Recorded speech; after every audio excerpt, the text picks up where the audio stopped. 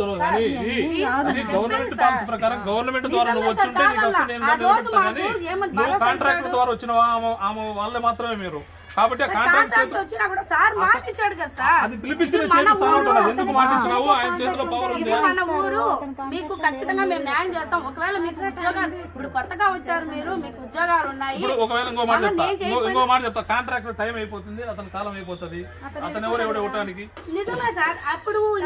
ఇచ్చిన భరోసా ఇప్పుడు ఇవ్వలేకపోతే నువ్వు అన్నిటి మాటలకు నేను అతన్ని పిలిపించి మీ సమక్షంలో అన్నిటికీ వాళ్ళ భవిష్యత్తు ఏంటి అని చెప్పి నేను అడుగుతాను మా పిల్ల కూడా మా పాప కూడా చదువుతాను సార్ ఎందుకు చదువుతాను సార్ ఏదో తల్లి చాటుగా పిల్ల కూడా ఉంటాది ఏదో మా పిల్లల్ని నిర్దాక్షిణంగా మీరు తీసేసి వద్దని చెప్పేసి సరే సార్ 24 మందితోనే పని అవుతుందా ఇంకా ఎక్స్ట్రా పని ఉండాలి ఇప్పుడు వాటన్నిటికీ ప్రస్తుతానికి నేను సమాధానం చెప్పలేదు అతను పిలిపించి ఈ 10 రోజులలో మీతో మాట్లాడిపించి ఫర్దర్ గా మీరు ఏం చేసుకుని నేను సపోర్ట్ చేస్తాను అయితే కన్నా మీరు కూడా వీళ్ళందరి ముందరే మాటిస్తున్నారు 10 రోజులు టైం మళ్ళీ 10 రోజులకి ఇదే టెంట్ ఇక్కడే పడిపోతారు 25వ తారీఖు దాకా టైం నాకంతే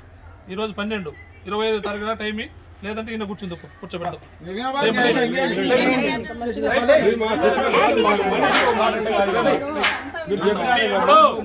మీకోసం ఈ 10 రోజుల కోసం అబద్ధం చెప్పి మాట చేయాల్సిన అవసరం లేదు నా ప్రయత్నం నేను 100% మేము చేస్తాను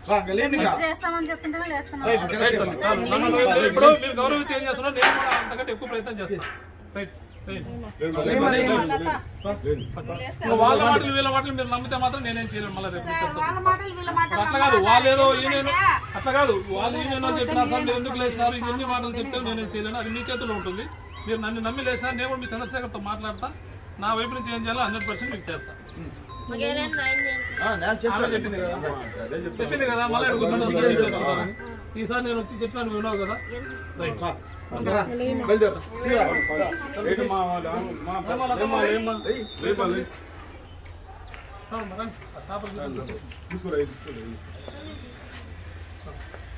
మీరంతా ఉండేది ఇక్కడేనమ్మా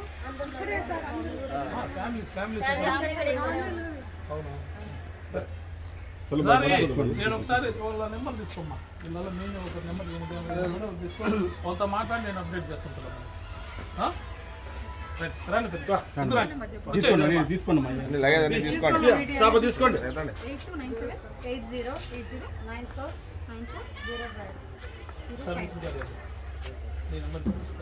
సార్ మా తృప్తి కోసం ఒకసారి మహేష్ నాడు సార్ ఫోన్ చేయండి సార్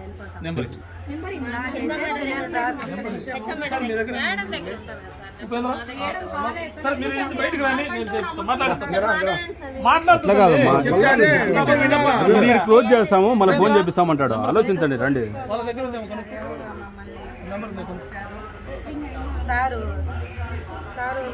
సార్ వచ్చి